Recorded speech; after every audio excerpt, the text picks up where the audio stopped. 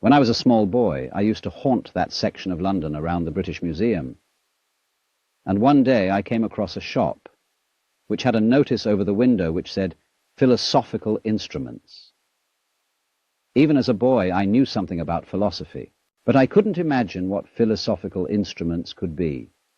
So I went up to the window, and there displayed were chronometers, slide rules, scales, and all kinds of what we would now call scientific instruments, because science used to be called natural philosophy, because, as Aristotle says, the beginning of philosophy is wonder. Philosophy is man's expression of curiosity about everything, his attempt to make sense of the world primarily through his intellect. That is to say, his faculty for thinking. And thinking, of course, is a word used in extremely many ways and is a very vague word for most people. But I use the word thinking now and hereafter, you must understand this, in a very precise way.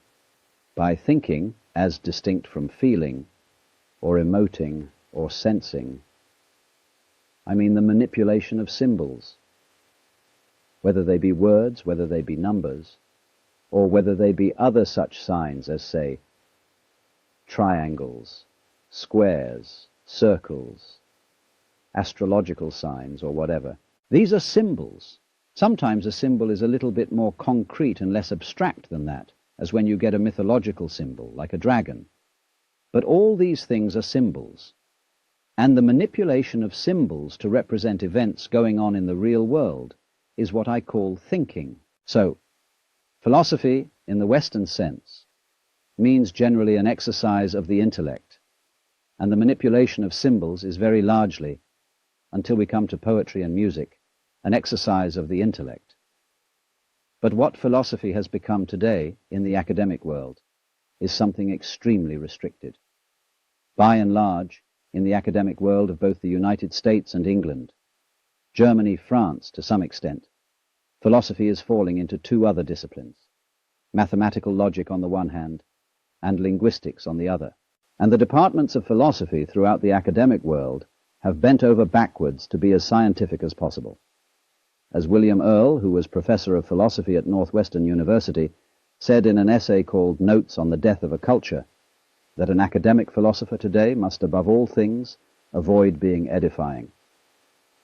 He must never stoop to lying awake at night, considering problems of the nature of the universe and the destiny of man, because these have largely been dismissed as metaphysical or meaningless questions, so unworthy of a scientific philosopher, who arrives at his office at 9 o'clock in the morning, dressed in a business suit, carrying a briefcase, and does philosophy until 5 in the afternoon, at which point he goes home to cocktails and dinner, and dismisses the whole matter from his head.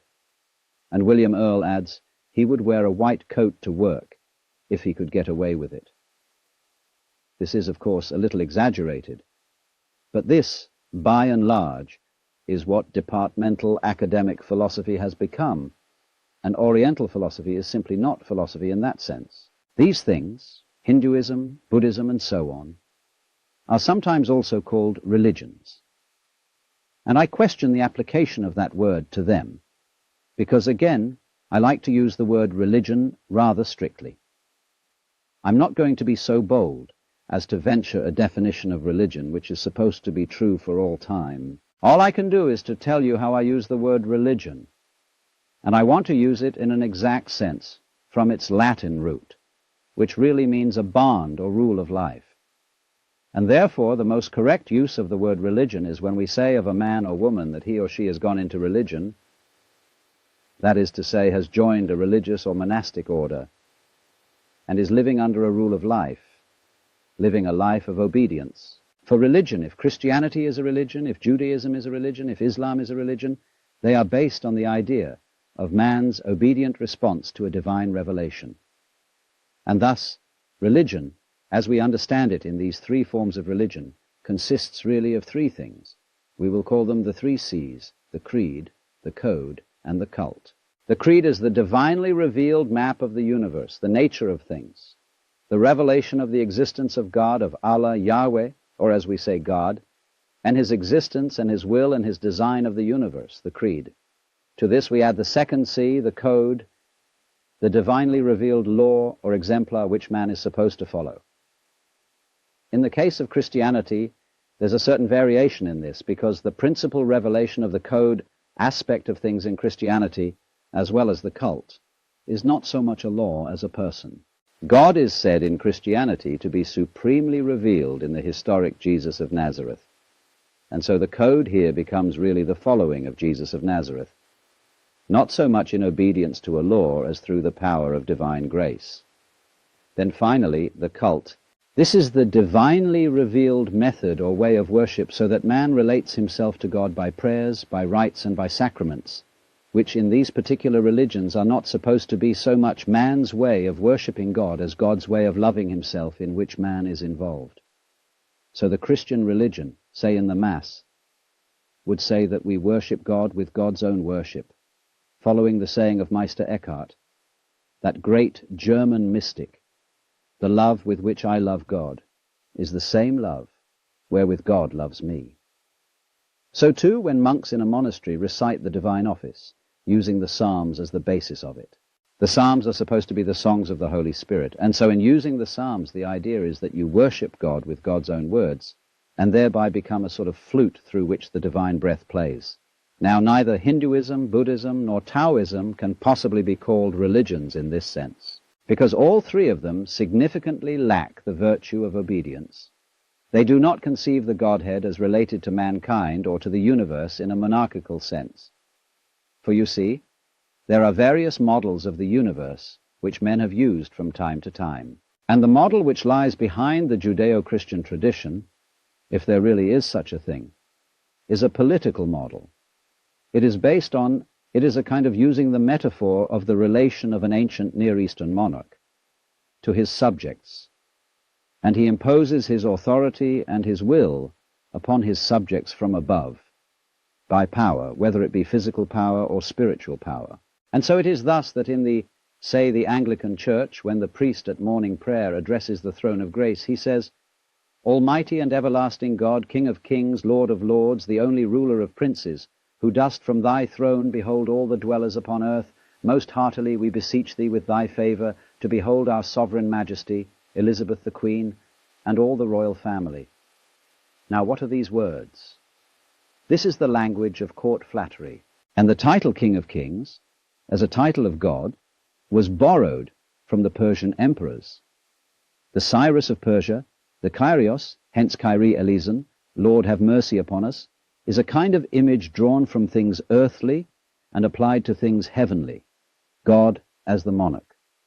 And therefore between the monarch and the subject there is a certain essential difference of kind, what we might call an ontological difference, so that God is God, and all those creatures, whether angels or men or other kinds of existence which God has created, are not God.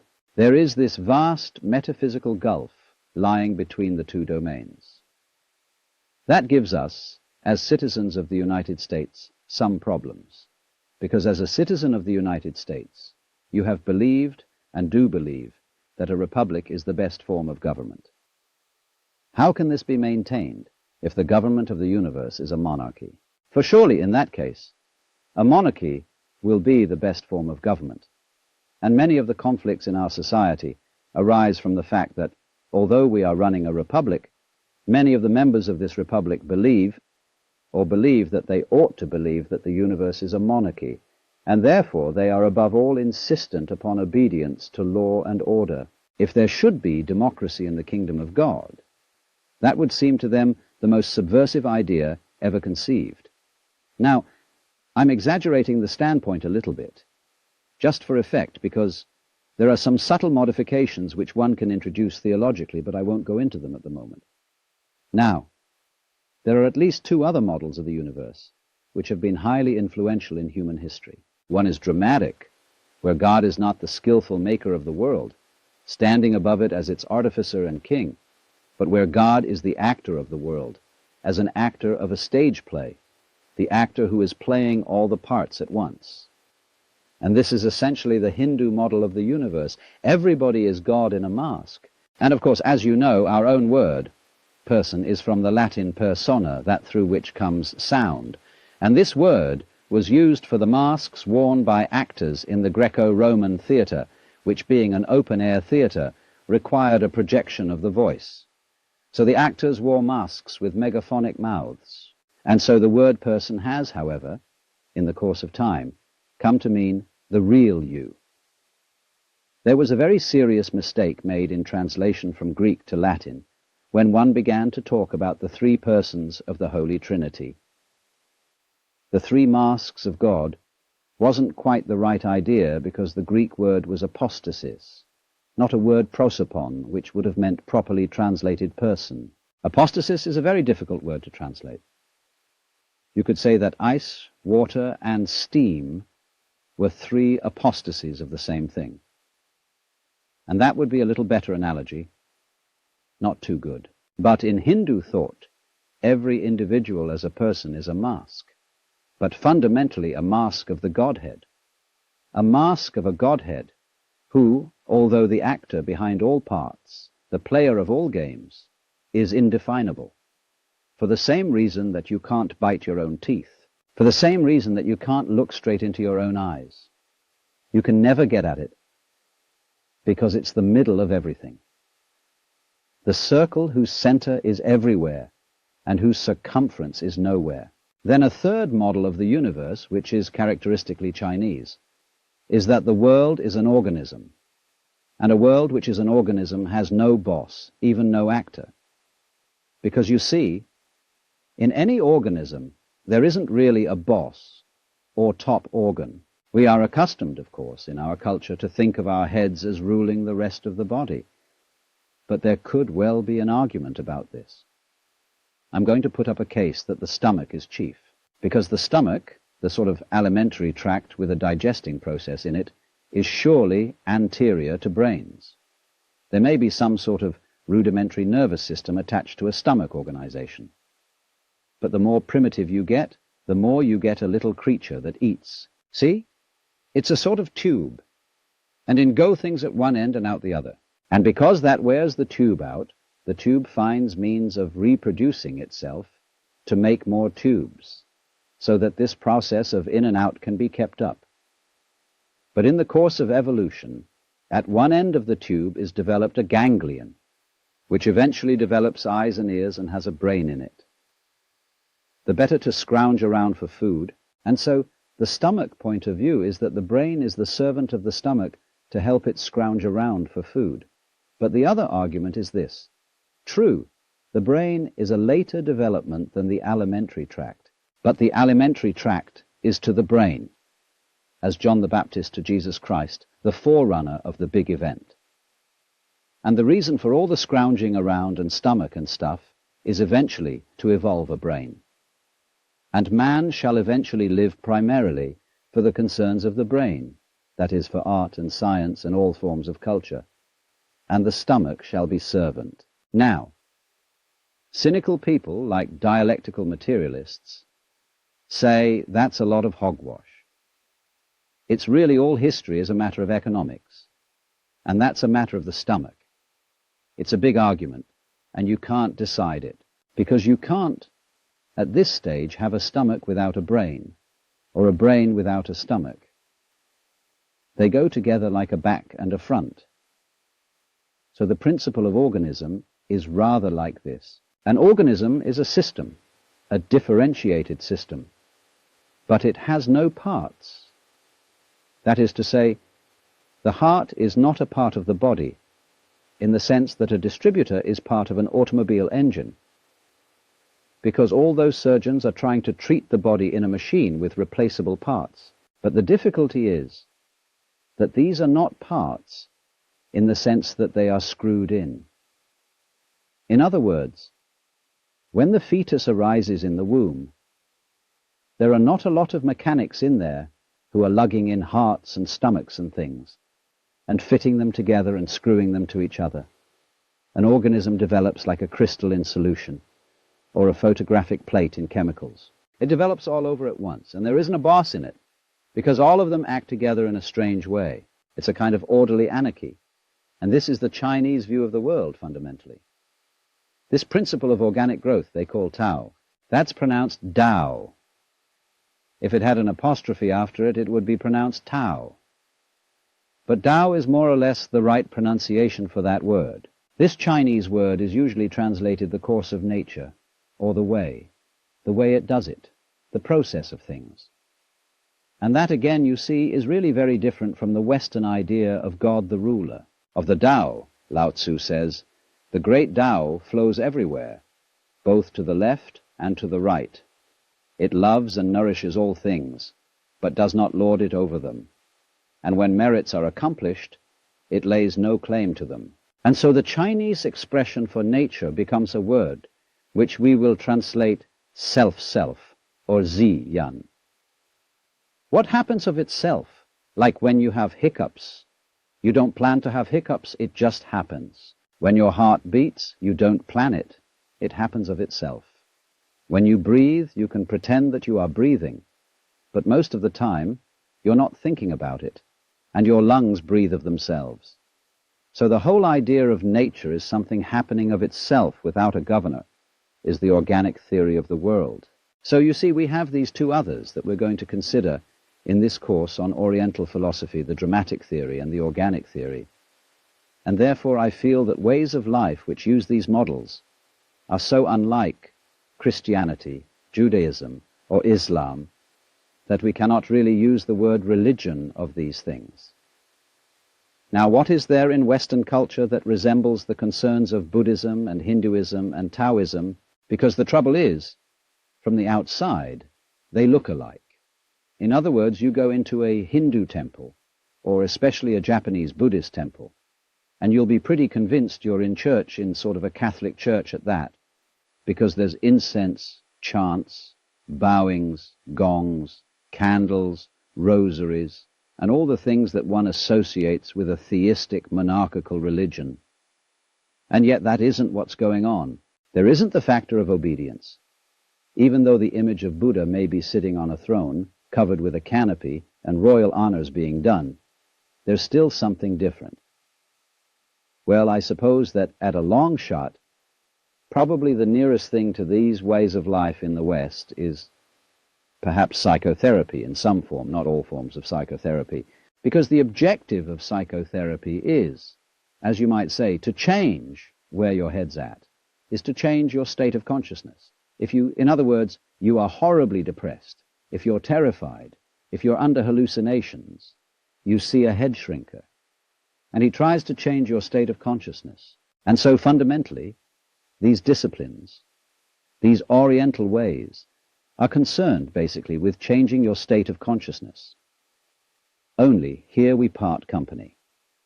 Psychotherapy is largely focused on the problems of the individual as such, the problems peculiar to this individual or that individual.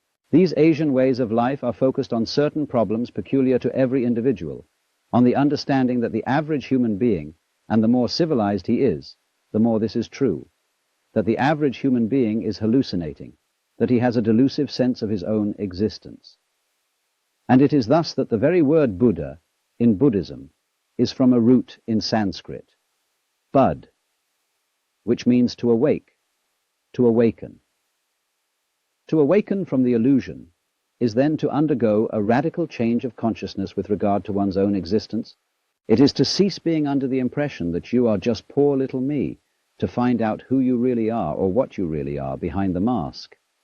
But we saw, didn't we? You can never get to see what the self is, basically. It's always and forever elusive. And so if I ask you, who are you really? And you say, well, I'm John Doe. Oh, you think so. John Doe, tell me, how do you happen to have blue eyes? Well, he says, I don't know. I didn't make my eyes. Oh, you didn't? Who else? Well, I have no idea how it's done. Do you have to have an idea how it's done to be able to do it? After all, you can open and close your hand perfectly easily. And you say, I know how to open my hand. I know how to close my hand because I can do it. But how do you do it? I don't know. I'm not a physiologist. Well, the physiologist says he knows how he does it, but he can't do it any better than you can. So you're opening and closing your hand, aren't you? You don't know how you do it? Maybe you're bluing your eyes too. You don't know how you do it. Because when you say, I don't know how I do it, all you are saying is, I do know how to do it, but I can't put it into words. I cannot, in other words, translate the activity called opening and closing my hand into an exact system of symbols, into thinking, that's all. And actually, to translate the opening and closing of your hand into an exact system of symbols would take forever. Because trying to understand the world purely by thinking about it is as clumsy a process as trying to drink the Pacific Ocean out of a pint beer mug. You can only take it one mug at a time. And so in thinking about things, you can only think one thought at a time, one after another, in series. Thinking is a linear process, like writing, one thought after another. As we say, you can only think of one thing at a time. But that's too slow for understanding anything at all, much too slow. And our sensory input is much more than any kind of one thing at a time. And we respond with a certain aspect of our minds to the total sensory input that's coming in, only if we are not consciously aware of it. But nevertheless, you're doing it. But what kind of you is this? Certainly isn't John Doe, isn't that little ego freak? So there's something a lot more to you than you think there is. And that's why the Hindu would say that the real you is the self, capital S, the self of the universe. Because at that level of one's existence, one is not really separate from everything else that's going on. So you see, we have something here, which I will call not philosophy, except in the most ancient sense of basic curiosity. I prefer to call these disciplines ways of liberation from Maya, and the following of them does not depend on believing in anything, in obeying anything, or on doing any specific rituals, although rituals are included for certain purposes. It is a purely experimental approach to life. It is something like a person who, say, has defective eyesight and is seeing spots and all sorts of illusions. Going to an ophthalmologist to correct his vision. Buddhism is therefore basically a correction of psychic vision, to be disenthralled by the game of Maya, not incidentally to regard the Maya as something evil, but as a good thing, of which one can have too much, and therefore get spiritual and psychic indigestion, from which we all suffer.